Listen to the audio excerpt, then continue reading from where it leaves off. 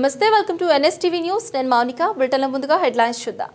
ఖమ్మం వరప్రదాత షిరిడి సాయి మందిర్ 14వ వార్షికోత్సవం సందర్భంగా పంచామృత అభిషేకం, తదుపరి అలంకరణ, నిత్య పూజ, సాయి లక్ష్మి, శ్రీధర్, నాగసాయి ప్రసాద్లచే గానామృతం మరియు సాయి భజన మండలి సభ్యులచే భజన కార్యక్రమము, హారతి, అన్న ప్రసాద వితరణ కార్యక్రమం నిర్వహించారు.